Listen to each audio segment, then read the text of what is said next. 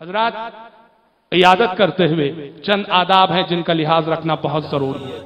عیادت کو جب ہم جاتے ہیں، بعض لوگ عیادت کی سنت پہ عمل کرتے ہیں، لیکن ان کے عمل کرنے کا طریقہ ایسا ہوتا ہے کہ کبھی ان کی عیادت سے خود بیمار کو بڑی تکلیف ہوتی ہے، کبھی ان کی عیادت سے بیمار نہیں، بیمار کے گھر والوں کو تکلیف ہو جاتی۔ اسے یاد رکھیے، جب بھی ہم کسی بیمار کی عیادت کے لیے جائیں، چند باتوں کا لحاظ رکھنا ضروری، جو وہ آداب ہیں عیادت کے، ان باتوں کا لحاظ رکھنا ضروری ہے۔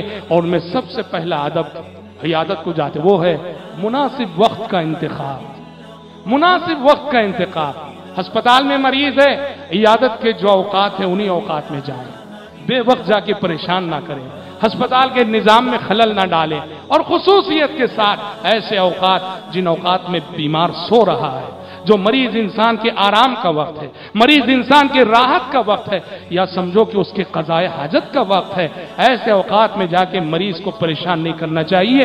جانے سے پہلے معلوم کر لینا چاہیے ان کے رشتہ داروں سے، قریب رہنے والوں سے کہ کون سا وقت آنا مناسب رہے گا عیادت کے لیے۔ اور دوسری بات، اگر بیمار گھر پہ ہے، بیمار گھر پہ ہے، ہم عیادت کے لیے گھر گئے اور گھر والوں نے کہا کہ بعد میں آئیے، برا نہیں ماننا، برا نہیں ماننا، بدگمانی کے شکار نہیں ہونا کہ ہمیں عیادت سے روکا گیا۔ کیا معلوم بیچارہ بیمار کس حالت میں، شاید وہ اس وقت اس کنڈیشن میں نہیں ہے کہ کوئی اس کے سامنے جا سکے اور دیکھ سکے، شاید اس کے کپڑے بدلے جا رہے ہیں، شاید اس کا بستر بدلا جا رہا ہے، شاید وہاں قضاء حاجت ہو رہی ہے، شاید اسے غسل کروایا جا رہا ہے۔ گھر والوں کی بڑی مجبوریاں ہوتی ہیں۔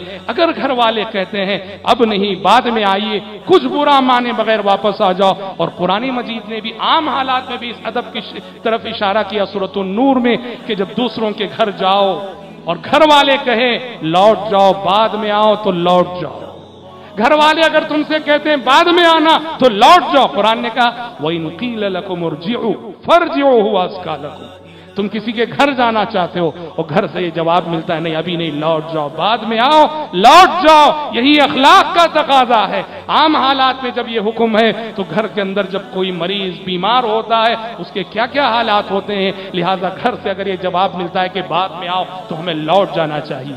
حضرات جب بیمار کے پاس جاتے ہیں تو اس کا حال پوچھنا چاہیے اور اسے اللہ کی رحمت کی امید دلانی چاہیے۔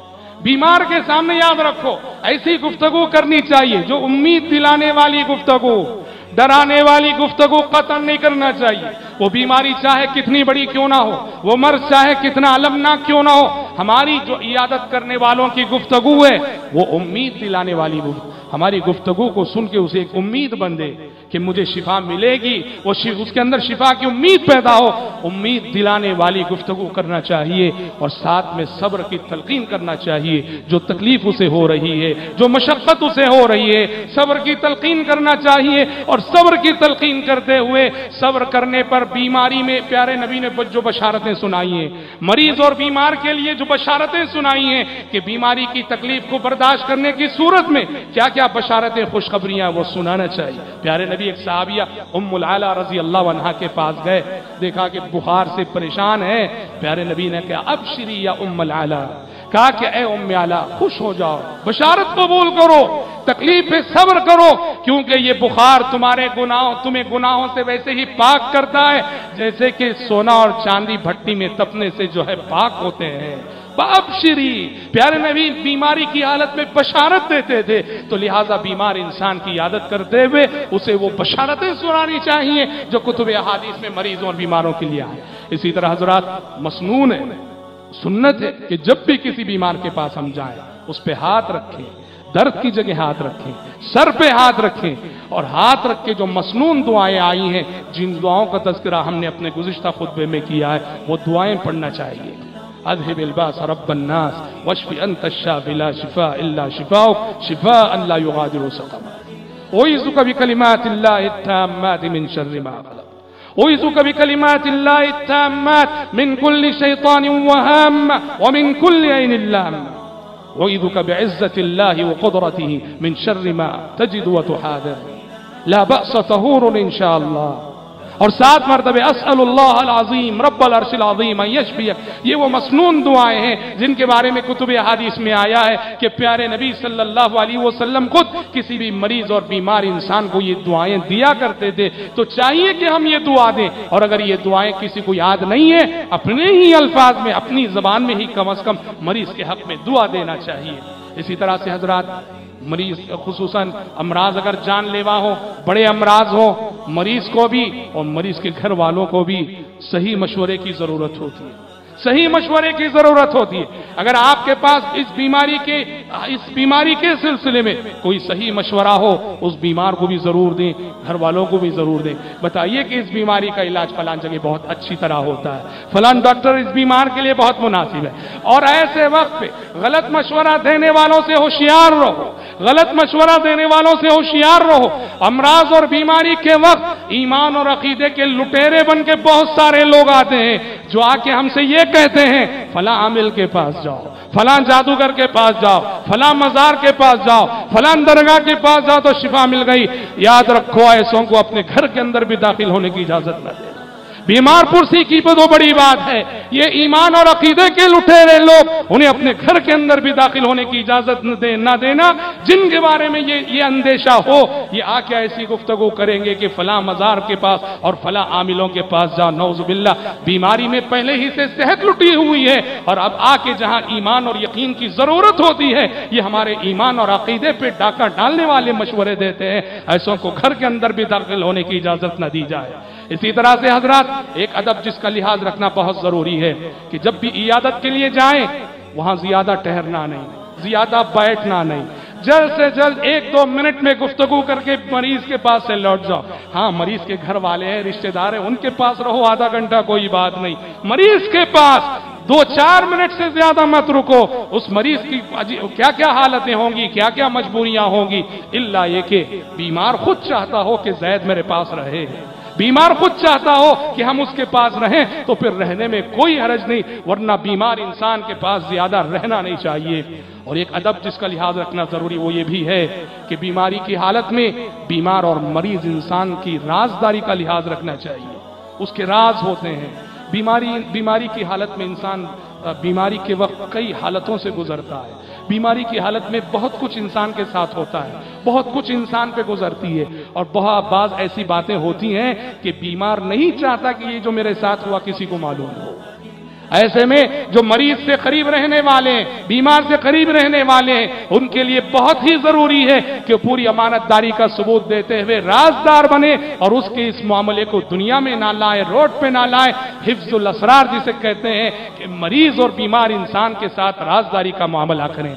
और हजरात, ये बात भी याद रहे, जब हम किसी भी मरीज और बीमार इंसान के पास जाते हैं, जहां उसकी इयादत करते हैं, वहीं नेमत सेहत का एहसास करें, नेमत सेहत का एहसास करें। आज वो बीमार है और हम सेहतमंद हैं, वो बीमार है, हम सेहतमंद हैं। ये कितनी अजीम नेमत है अल्लाह ताला की, इसका एहसास करो। प्यारे नबी सल्लल्लाहु अलैहि वसल्लम की सुन्नत थी, आप किसी भी मुसीबत ज़दा इंसान को देखते, किसी मुसीबत में मुब्तला है, बीमारी में मुब्तला, फौरन अपनी जगह क्या पढ़ते थे और क्या सिखाया? अल्हम्दुलिल्लाहिल्लज़ी आफानी मिम्मा इब्तलाका बिही व फद्दलनी अला कसीरिम मिम्मन खलक़ तफ़ज़ीला। तमाम तारीफें उस अल्लाह के लिए हैं जिसने उस बीमारी से, उस मुसीबत से मुझे बचा रखा है जिसमें कि तुम मुब्तला हो, और शुक्र है जिसने अपनी मखलूक़ात में मुझे फजीलत अता की है। ताहम याद रहे, ये दुआ आवाज़ बुलंद नहीं पड़ी जाती, मरीज को सुनाई दे इस तरह नहीं पड़ी जाती।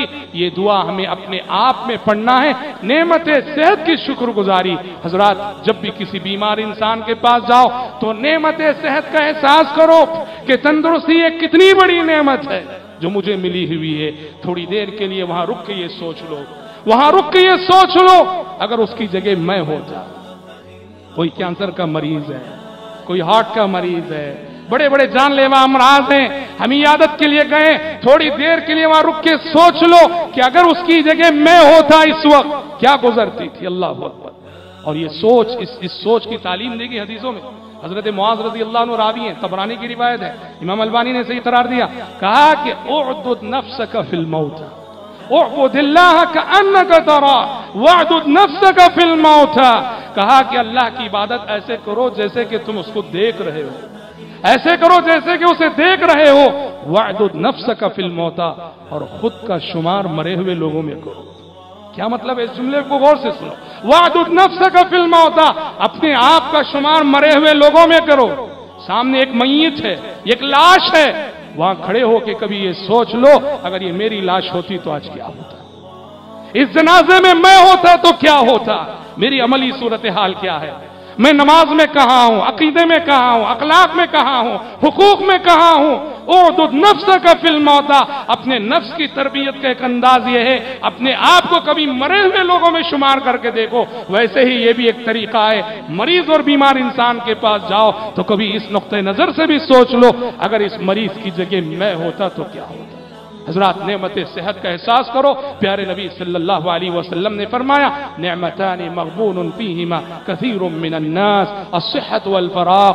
दो नेमतें ऐसी हैं जो बहुत सारों को मिली हुई हैं और अक्सर लोग इन नेमतों की कदर नहीं करते, नाकदरी करते हैं, और अक्सर लोग इन दो नेमतों के सिलसिले में धोखे में मुब्तला है। कहा अस्सिहत वल फराग, सबसे पहली नेमत जिसकी नाकदरी अक्सर इंसान करते हैं वो तंदुरुस्ती की नेमत है। जब तक तंदुरुस्ती है उसकी कदर नहीं करते, उसका एहसास नहीं करते। तंदुरुस्ती रुखसत होती है, बीमारी आती है, और खुसूसन अगर जानलेवा मर्ज होता है तब तो इंसान तड़प जाता है। अपनी बीवी को देखकर, अपने बच्चों को देखकर, अपने दोस्तों को देखकर तड़प जाता है और चाहता है कि शिफा मिल जाए, संभलने का एक मौका मिल जाए। अगर मुकद्दर में मौत हो तो लाख उसके चाहने के बावजूद कुछ होने वाला नहीं है। इसलिए जब तक तंदुरुस्ती बाकी है, तंदुरुस्ती की कदर करो, सेहत की कदर करो और खूब इबादत करो। अरबी जबान में कहा गया, अस्सिहतु ताजुन अला रुऊसिल अस्सिहा, अस्सिहतु ताजुन अला रुऊसिल अस्सिहा ला यराहा इल्ला अल मर्दा। तंदुरुस्ती, तंदुरुस्ती सेहतमंदों के सर पर रखा हुआ एक ताज है। तंदुरुस्ती और सेहतमंदी सेहतमंदों के सर पर रखा हुआ एक ताज है, मगर ये ताज किसे नजर आता है? सिर्फ मरीजों और बीमारों को नजर आता है।